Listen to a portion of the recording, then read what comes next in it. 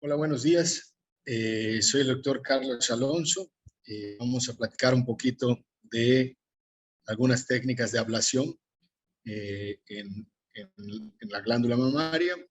Agradezco la invitación de Grupo CRIO para participar, así como la invitación del doctor Mario Osorio, quien fue mi maestro de residencia y un buen amigo. Espero que después de terminar esta charla, podamos ir conociendo un poquito más de las cosas, vamos a decirlo hasta cierto punto nuevas, pero que vamos a ver que no son tan nuevas como creemos. Bien, pues soy egresado del Centro Médico Nacional 20 de noviembre. Tuve la suerte de hacer mi entrenamiento en radiología intervencionista en el Hospital General de México, bajo la dirección del doctor Luis Ramos Méndez y la doctora Guadalupe Guerrero. Pues bueno, ahí están mis calificaciones. Actualmente me desempeño como radiólogo intervencionista en la ciudad de Mérida, Yucatán. Y bien, pues vamos al tema. Ok, el tema o el nombre que le asignaron al tema son técnicas de ablación térmica en mama. Aquí, al hablar automáticamente de técnicas de ablación, tenemos que entender que estamos hablando de mínima invasión. ¿Y cómo se aplica esto actualmente en la patología mamaria? Porque, pues bueno, vamos a ir viendo cómo ha ido cambiando esto. La pregunta aquí es, ¿esto es una realidad o es un mito? Es decir, si se usa, no se usa, cuándo se usa, que esas quisiera que fueran las respuestas que pudiéramos obtener después de esta charla. Bien, no voy a entrar en detalles, esto ya lo han tocado los demás ponentes con mucha mayor pues, información, exactitud, puesto que todos los que me han precedido son expertos en el estudio de la patología mamaria. El cáncer de mama, vamos a decirlo nada más así muy rápido, es la segunda causa, el segundo cáncer más frecuente y una de las dos primeras causas de muerte en mujeres. Desafortunadamente creo que es una realidad con todos los que en algún momento hemos tenido que trabajar con estas pacientes, que lo vemos cada vez más temprano. Esto genera dos situaciones, ¿no? Al ser mujeres jóvenes, quisiéramos poder darles una mayor expectativa de vida y definitivamente al lograrse esto, pues bueno, el cáncer o el periodo libre de enfermedad, como dicen los oncólogos, pues va a estar coexistiendo con otras patologías. Y pues todo esto va haciendo que cada vez sea un poquito más difíciles estos tratamientos. Ahora, un punto actual que seguramente a ustedes les ha tocado y es esta, yo la puse así como una mayor reticencia a los tratamientos y los puse entre comillas tradicionales. ¿Qué es esto? Hoy por hoy las redes y el Internet permiten a nuestros pacientes una gran cantidad de información que desafortunadamente pues no hay un filtro de qué tan cierto o incierto es. Y a veces permite que los comentarios o las opiniones de los expertos tengan exactamente el mismo valor que cualquier otro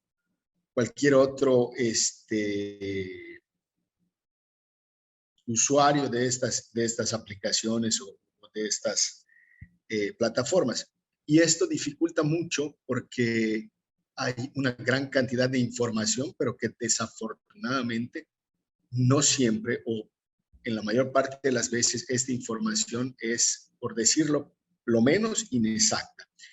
Y esto genera que tengamos cada vez más dificultad cuando le proponemos a una paciente que se diagnostica con cáncer de mama el tratamiento que yo puse como tradicional, que es hacer la biopsia, hacer la inmuno y dependiendo de los resultados, saber y del tamaño de la lesión, el estadio del paciente, saber qué es lo que sigue. Le vamos a dar quimio neoadyuvante, le vamos a ofrecer una cirugía, qué es lo que vamos a estarles dando. Seguramente ustedes tendrán muchos más casos que yo, en donde las pacientes ya no están dispuestas a ser sometidas a quimio o a radio o a cirugía. Y esto pues va haciendo que estas técnicas mínimamente invasivas cada día más sean una opción y una, perdón, y una necesidad. Sin embargo, esto no es nuevo y lo vamos a ver ahorita en los artículos, cómo hay mujeres o pacientes con cáncer de mama que no están dispuestas a seguir el tratamiento sugeridos por sus médicos y entonces tenemos que ir buscando otras opciones, siempre explicándoles, eso es algo que yo y mi equipo hacemos todas las veces antes de tratar a una paciente con cáncer de mama, es el explicarles y exponerles de una forma muy clara y muy precisa que lo que estamos haciendo no es lo que marca las guías internacionales, que si bien cada vez hay más información, aún no es algo que esté aprobado al 100% como una terapéutica en patología maligna de primera línea, que está aprobado para lesiones recidivantes o metastásicas, pero que como tratamiento de primera línea, a pesar de que van a ver ahorita en la charla que hay muchos artículos ya usándolo como primera elección, aún no tiene una aprobación, vamos a decirle así, para población abierta. Bien, entonces vamos a hacer un poquito de historia aquí, siempre es importante saber cómo y dónde vamos, ¿no? Esto les preguntaba, ¿es nuevo? Por supuesto que no. Esto no tiene nada de nuevo. Esto tiene, pues prácticamente desde 1850 que se empezó a usar soluciones salinas congeladas, vamos a decirle así, para tratar algunas patologías uterinas. Esto, de hecho, es antes de la invención del ultrasonido, que pues es alrededor de 1917. Vean cómo a partir del 26 radiofrecuencia es el primero de estas técnicas en aparecer. Después aparece alrededor de 1940 el focus ultrasound o el ultrasonido focalizado que hemos visto como tratamiento en diferentes tipos de tumores, tanto benignos como malignos, y que pues no sé ustedes, pero yo me enteré que esta tecnología existía hasta casi al final de la residencia.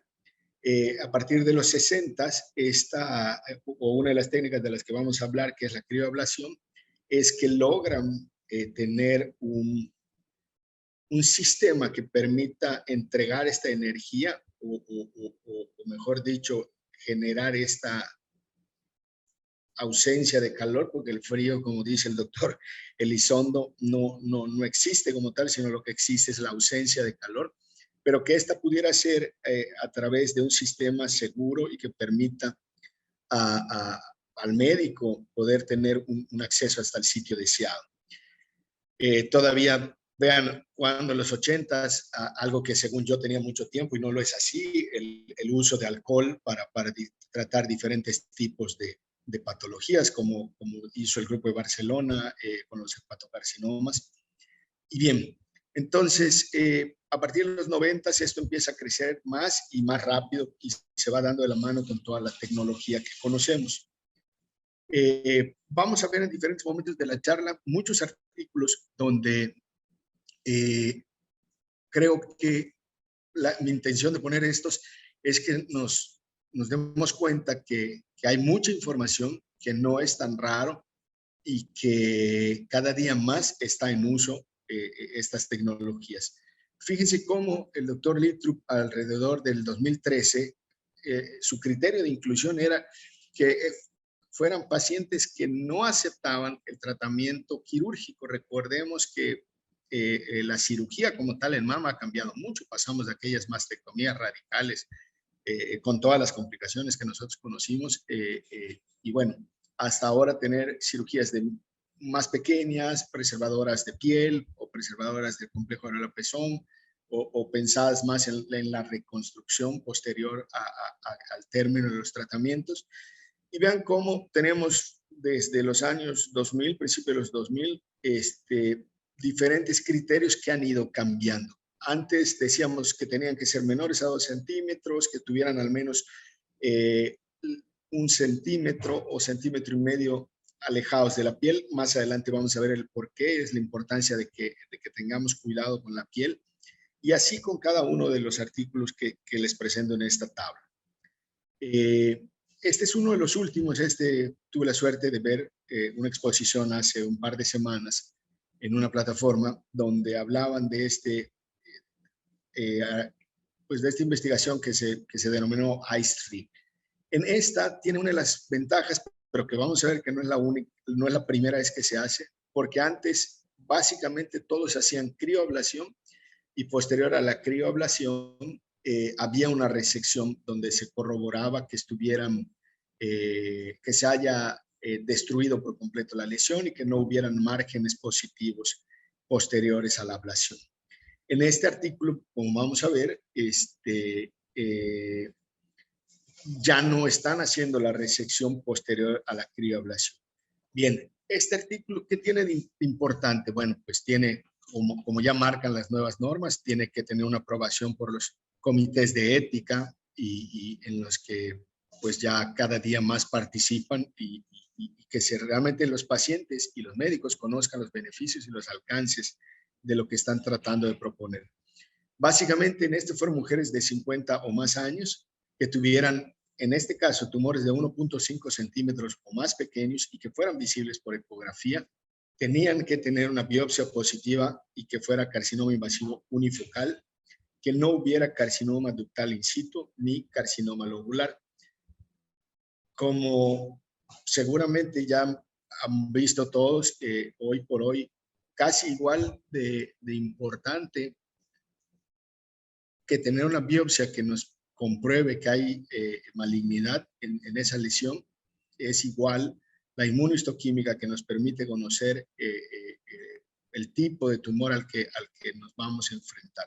Para este artículo en particular se aceptaron o fueron tomados en cuenta los que fueran sensibles a estrógenos y progestágenos o estrógenos positivos y progestágenos negativos, pero que todos fueran HER2 negativos y que tuvieran escalas de patología de Nottingham 1 o 2.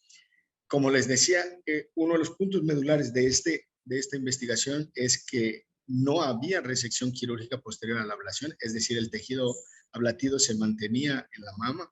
Posteriormente, en este artículo sí continuaron con la terapia oncológica o radioterapia de acuerdo a las guías y hicieron un seguimiento a los 6 y a los 12 meses y después anualmente hasta cumplir 5 años y tenían la opción de poder seguir estos o adicionales a estos seguimientos, tener ecografías o resonancias magnéticas. Bien, ahora vamos a entrar al uno de los primeros que tuvimos con mayor disponibilidad en México y en el mundo realmente, y que fue como empezó a caminar toda esta parte. Bien, los que son a base de calor, vamos a tener que su daño real va a ser una necrosis coagulativa. Vamos a buscar siempre temperaturas por abajo de los 50 grados centígrados, perdón, por arriba de los 50 grados centígrados, y esto va a generar esta necrosis coagulativa que va a dar, como les muestra ahí, un colapso de la membrana celular, va a haber desnaturalización de las proteínas, una disfunción mitocondrial, y todo esto va a causar ¿cómo se llama? La necrosis coagulativa y la destrucción del tumor. Y bueno, en la periferia ya sabemos que temperaturas menores a los 50, o mejor dicho, entre 41 y 45, vamos a hablar de un daño por debajo de lo esperado o que no son letales de primera instancia. Puede pasar en esta zona periférica que el daño no sea completo, pero sí de tal grado que puedan generarse apoptosis, pero no necesariamente es así. Este es el motivo por el cual en todos los métodos de ablación siempre buscamos que la zona tratada sea mucho mayor, cuando menos 1 centímetro mayor que la lesión misma. Bien, como les decía, tanto la radiofrecuencia como las microondas hacen lo mismo, su principio físico es el mismo, aunque no hacen lo mismo. Con radiofrecuencia tenemos la dificultad que al estar cerca de vasos sanguíneos que tengan al menos 1 milímetro de espesor, es muy probable que el calor se disipe a través de los vasos sanguíneos y que no se logre llegar a las temperaturas necesarias para causar la destrucción celular. Ahora, esto prácticamente se resuelve en un 100% con microondas, porque pues la generación de calor es mucho mayor y es menos probable que puedas tener una fuga real. Ahora con los equipos nuevos es prácticamente muy improbable que algo así pueda suceder. Eh, ¿Cuál es otra ventaja que tienen estas dos tecnologías? Pues bueno, que si estás en un tejido que tiene mucha vascularidad, el hecho de que puedas cauterizar, vamos a llamarle así, bajas la potencia del equipo y puedes coagular tu trayecto de salida, lo cual te disminuye significativamente la posibilidad de sangrado. Bien, la famosísima crioablación, ¿cómo funciona? ¿Qué es esto? Yo tuve la suerte de conocer poco después de terminar la residencia en alguna de las reuniones que hicimos en el Hospital General al doctor Guillermo Elizondo, que seguramente ustedes conocen, de la Universidad de Nuevo León. Y en aquel entonces ya el doctor Elizondo era un maestro en esta parte de la crioablación, y la verdad es que fue un gusto ir aprendiendo muchas cosas de él y de su trabajo. Y de la mano con, yo los llamo así, mis amigos de crío, porque hay una relación de ya de muchos años, fuimos aprendiendo, o más bien ellos enseñándome y permitiéndome recibir el entrenamiento necesario para poder hacer esto en forma correcta. Bien, ahora, ¿qué es la crioablación y cómo funciona? Aquí es todo lo contrario. Vamos a usar gas argón. Antes usábamos helio para calentar, ahora ya prácticamente está en desuso, no es como de rutina usarlo. Y lo que vamos a hacer es que a través de una criosonda, que es para todos los que hacemos biopsias, imagínense una aguja de biopsia, nada más que va conectada a un equipo, y que a través de un fenómeno físico que se llama de Joule-Thomson, este gas, al correr por la criosonda, va a ir generando que baje la temperatura, y te vamos a ver unos ejemplos de cómo se ve esa bola de hielo y de las pruebas que hacemos previas al procedimiento y cómo se ve también después de hecho el procedimiento.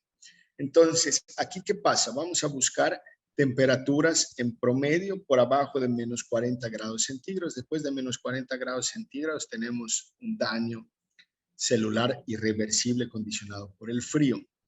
Aquí en la crioablación tiene una, vamos a llamarle de alguna manera,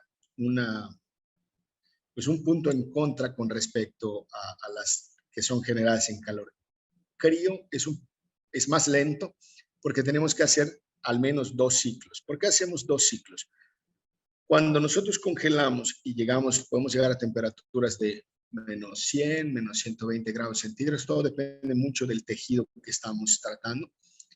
Cuando bajamos esta temperatura, hay un daño inicial por el frío mismo, pero es cuando dejamos de congelar, cuando deja de circular el gas, que hacemos un calentamiento que ahora se ha llamado pasivo, que se deja que el tejido por sí mismo vaya recuperando la temperatura del cuerpo. Y en este calentamiento, estas células o las paredes celulares se van a hinchar, van a ver diferentes formaciones de cristales dentro de la célula, y posteriormente hay que hacer un nuevo ciclo de congelamiento y calentamiento.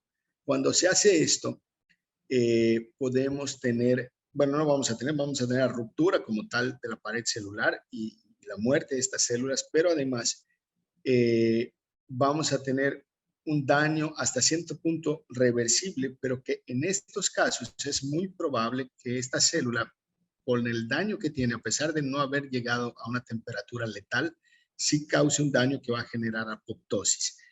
Y uno de los grandes, vamos a decirle, puntos a favor y las otras tecnologías lo tienen, pero en menor cantidad, este la tiene en forma muy significativa.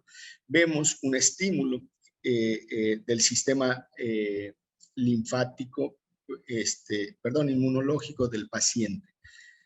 Esto se da por un efecto que se determina efecto abscopal, en el que la presentación de los pues sí, de los diferentes residuos que van quedando del tumor y que cuando este se comunica con el torrente sanguíneo y con los macrófagos, estos van a generar una respuesta inmunológica exacerbada. Por ejemplo, nos pasa en cosas que podemos medir. Por ejemplo, en próstata, de repente el antígeno prostático del paciente, no sé, tiene 10, 12, 15 al momento del procedimiento. Y si tú mides el antígeno prostático a los pocos días, este puede llegar a 1000, 2000, 3000. Y entonces esto nos habla de cómo el organismo va generando una respuesta inmunológica que cada día se está estudiando más y conociendo más, pero que permite lograr un mayor y un mejor control de la lesión misma, pero también cuando el paciente está sometido a otros tipos de tratamiento, estos generalmente van a dar un mejor resultado gracias a este efecto. Bien. Es alguno de los casos, de los primeros casos que tuvimos. Esta paciente, una paciente relativamente joven, 53 años, ella no quería ni cirugía, ni cómo se llama, ni quimio. Ella tenía una lesión grande que dejó avanzar durante un año. Vean los diámetros de esas medidas, si no mal recuerdo, eran como 5 centímetros en su eje mayor. Pero pues no estaba dispuesta a recibir un tratamiento que ella consideraba que no le iba a hacer bien o que le iba a hacer a tener más daño que beneficio. Esta paciente tenía, además de esta lesión muy grandota, ahí están las medidas, 5.1 por 3.1 aproximadamente en un eje mayor, y tenía unos ganglios axilares grandísimos, uno de los más grandes que había yo visto, que ahí les pongo la foto.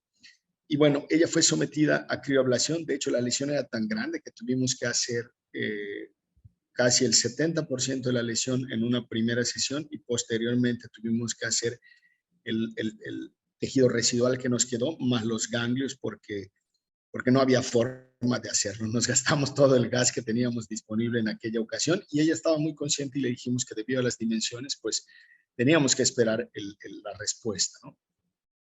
Bien. Aquí les muestro, siempre hacemos esto, siempre probamos las criosondas, las colocamos en solución salina estéril y vemos que realmente se forme la bola de hielo.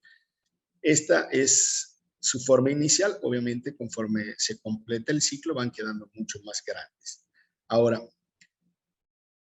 como les decía al principio, y van a ver en la mayoría de los artículos, casi siempre se prefiere, y por mucho, la guía ecográfica. Nos permite ver muchas cosas, sobre todo para estar muy al pendiente de lo que platicábamos, la piel, y en el caso de la mama, la región del pezón y la areola, son nuestras áreas críticas que siempre tenemos que cuidar.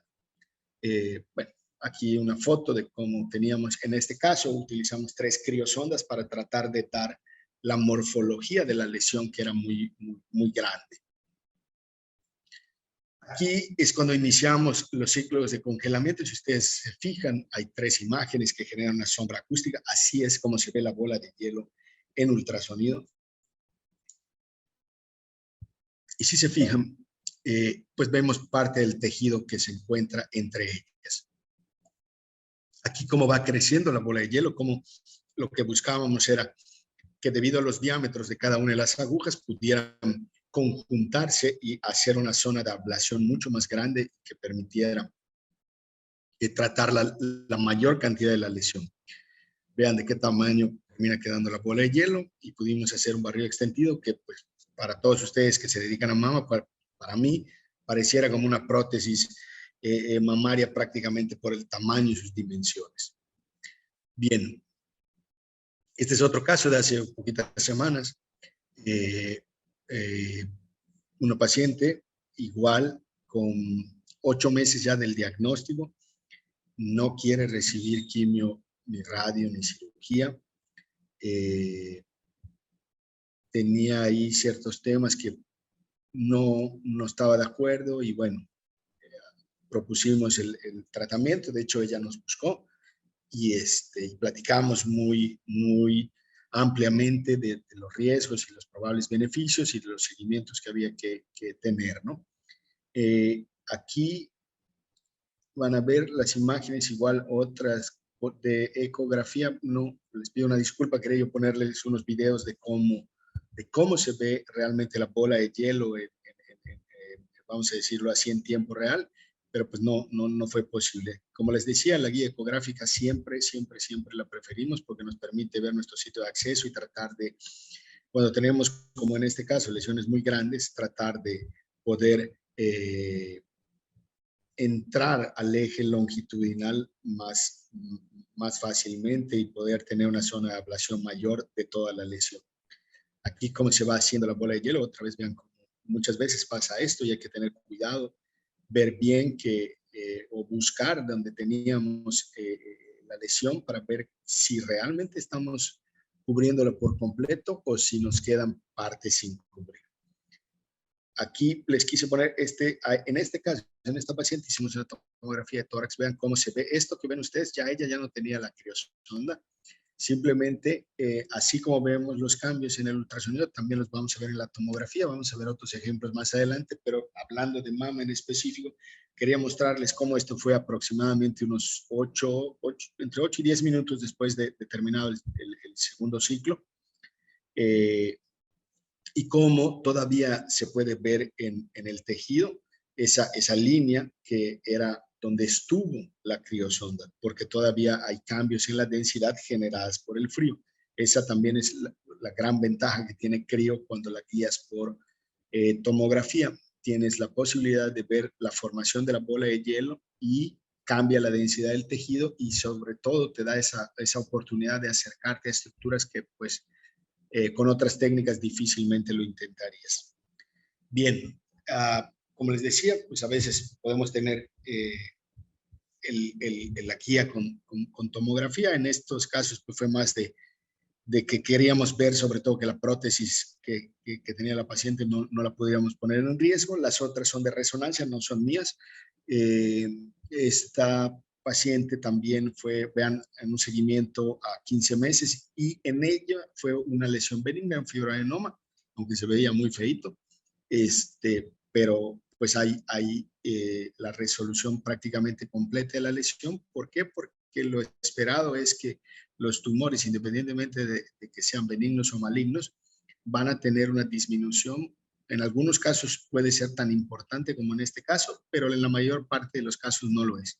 La reducción esperada puede ser entre un 30 y un 40%, que ese es el promedio de la reducción del tamaño que habitualmente vamos a tener. Bien, aquí este fue un fibroadenoma que tratamos también. En lesiones benignas está perfectamente aprobado, o sea, FDA ha dado su visto bueno, y en pacientes que no quieren, por diferentes motivos, ser sometidas a cirugía o que no quieren tener algún tipo de cicatriz, pues esta es una opción más para ellas. Bien, aquí les decía cómo se va formando la bola de hielo.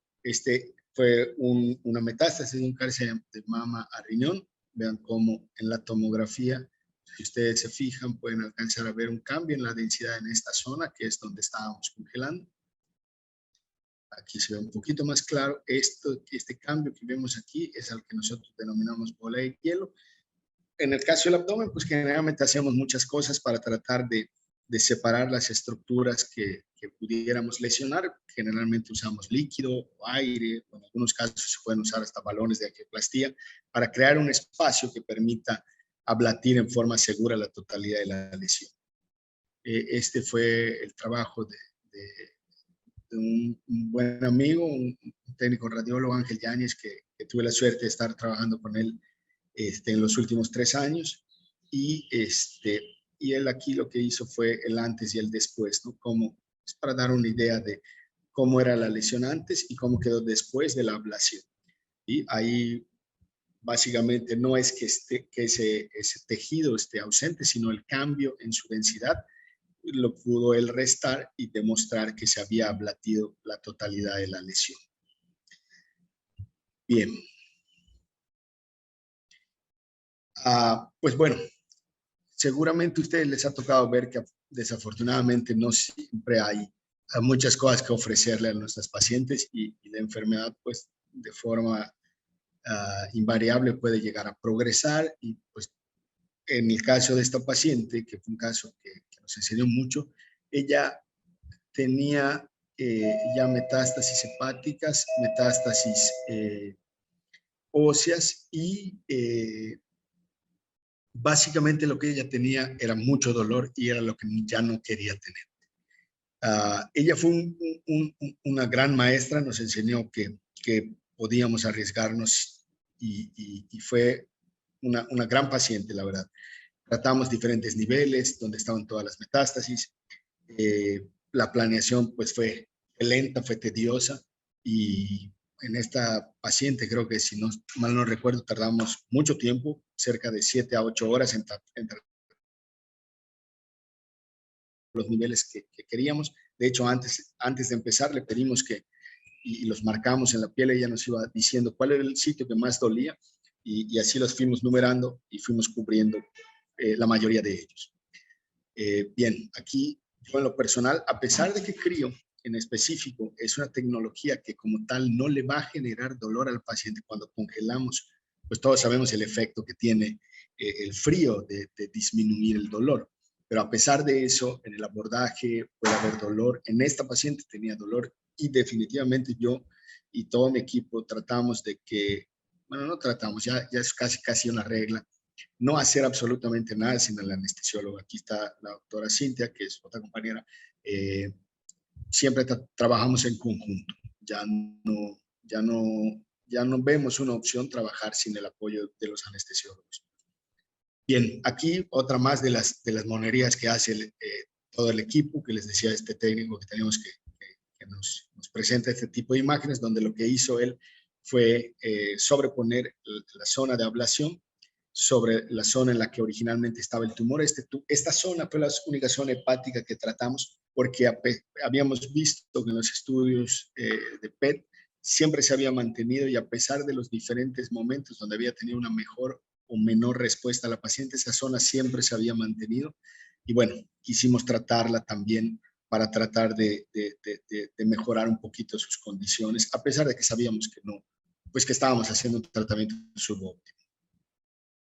Bien, nos enseñan aquí la piel. ¿Se acuerdan que platicamos de la piel? Bueno, para que no les cuenten, esto puede pasar. Esto ya nos pasó y trabajamos de la mano con el equipo de plástica y pues afortunadamente se pudo resolver. Esto es para que no les digan o piensen ustedes que no puede pasar. Sí, sí puede pasar. Y podemos tener este tipo de complicaciones que, pues aunque no son pero pues hay muchas cosas que cuidar, a pesar de que en esta paciente colocamos líquido para separar un poquito la piel de la zona ablatir, usamos medidas, compresas calientes y todo, pues a pesar de eso tuvimos este resultado que afortunadamente se fue resolviendo. Ustedes van viendo en el inmediato, a las 24 horas, estas fueron las 48 horas. Esto fue cuando ya la estábamos dando de alta, vean los sitios donde hicimos los accesos, ya están perfectamente cicatrizados, pero esta lesión de la piel nos llevó un poquito más de tiempo. La pudimos egresar, recibiendo su tratamiento. Afortunadamente esto no generó dolor en la paciente, que era una de las cosas que queríamos evitar o que era una de las finalidades del tratamiento. Y prácticamente esta fue, creo que a las casi 3 semanas, y se resolvió satisfactoriamente. Bien, ¿cómo se ve cuando hacemos en hígado? Sabemos que desafortunadamente la mama nos va a dar metástasis con mucha frecuencia al hígado. En esta paciente teníamos que guiarnos con la tomografía porque no teníamos una buena ventana con el ultra, pero desafortunadamente ella era alérgica al contraste, entonces nuestros controles fueron simples y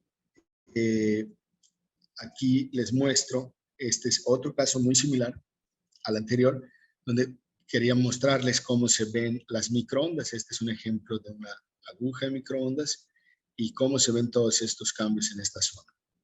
¿Sí? Vean cómo nuestra aguja y estos cambios, hay unos ecos refringentes ahí que se ven y nos delimitan un poquito más la zona de ablación, aunque definitivamente pues, no se parece a la de crío, ¿de acuerdo? Vean cómo se ve y cómo se ven estas burbujas de gas que se van formando y se van a veces a través de los trayectos vasculares o portales o de la vía biliar.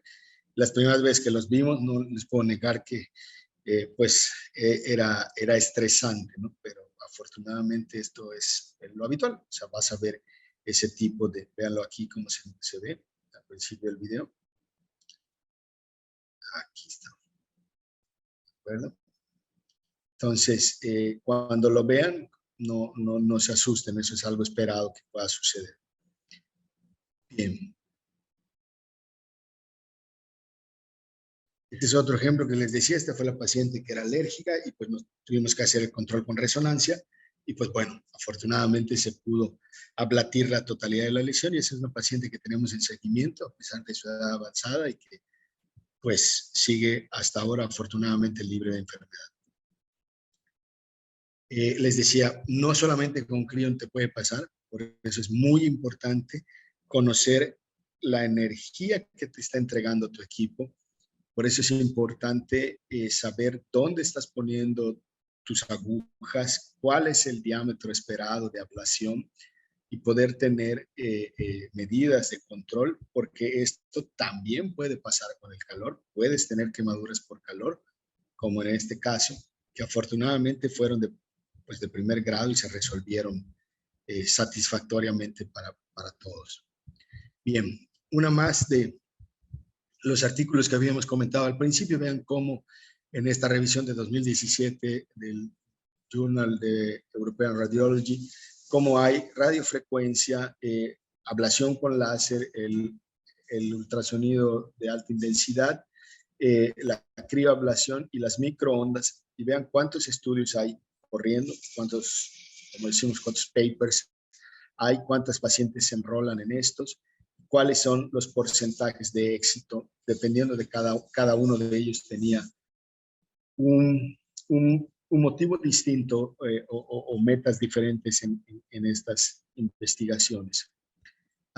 Como les decía, han cambiado cada vez, las lesiones que tenemos ya no son tan pequeñas. Esto ha ido creciendo, dándonos más posibilidades de tratar lesiones que anteriormente no hubiéramos tratado.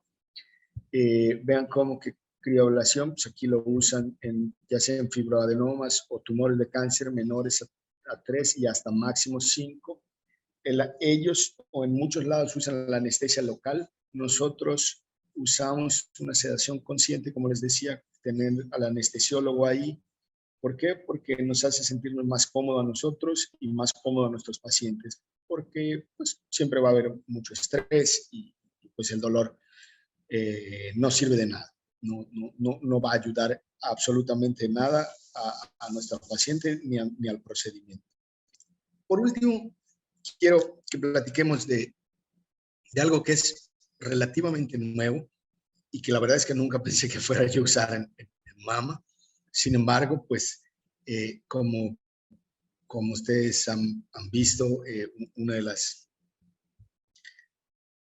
retos que tenemos, sobre todo los que nos dedicamos a radiología intervencionista, es a encontrar opciones que permitan de forma segura poder contribuir a un mejor tratamiento y un mejor control de la enfermedad de nuestros pacientes. Esta es la electroporación irreversible. ¿Qué es esto? Básicamente yo les digo a mis pacientes que es como que vayamos a electrocutar al tumor. Si bien con algunas técnicas como las de calor lo vamos a quemar, como les dicen los pacientes, o lo vamos a congelar como cuando usamos crío. En este caso, mis pacientes siempre se los explico como que vamos a electrocutar al tumor. ¿Y cómo se hace esto? Bien, se usan unas agujas también muy delgadas. Es un sistema un poquito más complejo de manejar porque tienes que tener el cuidado de estar hasta máximo a 1.8 centímetros de cada una de la otra. Tienes que usar al menos 3. Es más difícil y más complejo, pero tiene grandes resultados. ¿Cuál es su enorme ventaja? El daño no lo va a hacer inmediato, realmente lo que va a hacer es generar apoptosis y va a hacer, y por eso se llaman nanoknife, unos nanoagujeros en la pared celular con el cual vamos a destruir esas células. Al no haber necrosis, pues prácticamente la puedes usar en cualquier lado. No tienes la limitante de los vasos sanguíneos, no tienes la limitante de las estructuras ni vasculares ni nerviosas, por ejemplo, en hígado, no tienes problema con los conductos hepáticos, entonces puedes usarlo en muchos sitios que habitualmente no te atreverías a usar otras tecnologías. Esta paciente en específico fue compleja porque cuando nos llegó tenía una enfermedad bastante extensa en el complejo areola-pezón. El PET nos marcaba que era la zona de mayor actividad y había uno un poquito más abajo. Para la de abajo, pues no teníamos dudas que podíamos lograr el control con crío, pero nos daba mucho miedo intentar hacer algo con esa zona. Y pues prácticamente si no se hacía algo, pues irremediablemente iba a terminar en una mastectomía radical y era algo que la paciente pues quería evitar de ser posible, ¿no? Una vez más, el trabajo en equipo nos permite conocer muchas cosas y atrevernos a hacer más cosas de las que habitualmente no nos atreveríamos, o al menos yo no me atrevería a hacerlo de forma solitaria. Justamente fue complejo el trabajo, lo trabajamos creo que durante cerca de 2 a 3 semanas con el equipo de CRIO, con el ingeniero Telitud y pues bueno, en toda la parte física ya nos ayudaron porque había que adecuar el protocolo y se pudo hacer. Ahorita van a ver cómo se ve esto y qué es lo que hacemos. Les decía, ¿cuáles son las contraindicaciones? Arritmias ventriculares. Aquí sí se necesita no solamente la anestesia general, sino un monitoreo invasivo de la anestesia para saber que todos los canales están totalmente bloqueados y que el paciente no hay forma de que genere una contracción. ¿Por qué? Porque todos los músculos se van a contraer por la descarga eléctrica. Esta descarga eléctrica está, vamos a decirlo así, enlazada con el monitoreo cardíaco del corazón y va a ser solamente en determinados momentos de ciclo cardíaco donde se va a entregar esta energía. Les digo, porque pasa, nos tocó la primera vez que usábamos que electroporación en México en forma percutánea, en los disparos de prueba, porque el equipo hace unas pruebas para ver que puede entregar la energía correctamente y que los electrodos están posicionados bien. El paciente nos hizo una arritmia. O sea, si no hubiéramos tenido anestesiólogo ahí se iba a acabar todo el procedimiento y el paciente. Entonces, no hagan esto si no tienen un muy buen anestesiólogo en el que confíen ustedes por completo, porque puede pasar y no tienen idea de lo feo que se siente. Bien, no nos da una imagen desafortunadamente como las que veíamos en microondas y en crío.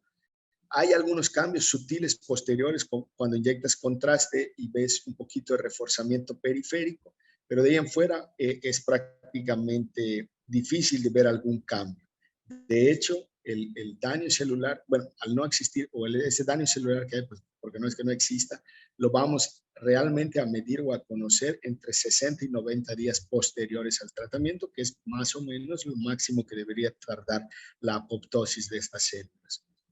Bien, aquí como fuimos colocando los electrodos, en ella usamos solo 2 que hicimos un diagrama, ahorita lo van a ver, y ese diagrama lo pintamos sobre la mama y les decía que fueron varios días de estar planeando la forma más adecuada para hacer este procedimiento. Ahí ven una especie de cuadrícula que era con la que habíamos trabajado en mente y cómo íbamos a ir cambiando y corriendo la posición de los electrodos. Lo hicimos así y luego desde el otro eje para poder aplatir la totalidad de esa zona. Acá hay un poquito más con acercamiento. Vean cómo ya los cambios en la piel son severos, el pezón ya invertido, completamente tomado, con cambios de coloración. Y bueno, platicamos mucho con esta paciente como con todas. Le explicábamos que lo que íbamos a hacer, pues nosotros creíamos y estábamos seguros de que iba a funcionar, pero pues creo que éramos de los primeros que intentábamos esto, al menos en glándula mamaria, para este tipo de enfermedad. Aquí es un pequeño video que van a ver cuando el paciente está totalmente sedado. Ese movimiento que ven en el electrodo es cada vez que descarga y van viendo cómo se mueve. Si bien ese puntito de luz, pues al final es electricidad. A veces vamos a tener momentos donde se ven esos pequeños destellos a través de la piel. Aquí se veían, no eran fácilmente visibles, estábamos prácticamente subcutáneos, porque la zona a tratar era justamente la piel, parte del pezón. Eso que ven es como debe de ser cuando tienes un paciente correctamente monitoreado y muy bien anestesiado. Prácticamente no hay movimiento o es mínimo. Cuando no lo tienes completamente sedado y no está bien monitoreado el paciente, las descargas generan movimiento y contracciones severas, tan severas que a veces el paciente se te puede caer o cerca de caerse de la mesa por el movimiento que genera. Y esta paciente, afortunadamente, en su control, con el PET, ya no marcó nada de la zona areola-pezón ni de la lesión que estaba inferior. Actualmente continúa con su tratamiento y entiendo que ya está próxima a recibir una cirugía conservadora para tratar de reconstruir posteriormente la mama, de ser posible. Bien, como les decía, vean cuánta información hay. No es nuevo, no es tan raro y sí hay disponibilidad de estas herramientas para todos. Vean, lo hacen los europeos, los americanos, los japoneses, los chinos, ni qué decir, han cambiado muchos paradigmas de lo que podíamos o que creíamos que podíamos hacer. Y pues bueno, América Latina tampoco es la excepción, sigue trabajando de forma muy, muy intensa. Como les decía, siempre trabajamos en equipo. No lo pongo de frente porque es un poco penoso, pero es Ángel, el técnico que nos ayuda en casi todos nuestros procedimientos. Siempre trabajo en equipo. Aquí estoy con un buen amigo, también egresado del Hospital General de México, el doctor Michael Prudhomme. No tenemos miedo a hacer las cosas en equipo. Como les decía, aquí estoy yo, está Michael y está otro intervencionista que él es egresado del INCAN, el doctor Neguín Rosado. Y por aquí ven los equipos que teníamos. Estas fueron unas microondas que usamos tanto micro como crío por el tipo de lesión que tenía la paciente. Por aquí ven a Ricardo, que es uno de los ingenieros de la empresa. Y pues bueno, sí, definitivamente el trabajo en equipo permite resultados muy, muy, muy buenos. Por eso les digo que un equipo multidisciplinario para nosotros involucra o se confirma esta frase: tenemos menos riesgos y mejores resultados para nuestros pacientes. Bien, pues espero no haberles aburrido mucho con el tema. Espero que hayan dudas y si las hay, por favor, compártanosla a través de los canales del doctor Mario Osorio. Aquí tiene mi correo. En caso de que pueda yo ser de alguna utilidad, será un placer responder a sus dudas. Muchas gracias por su atención.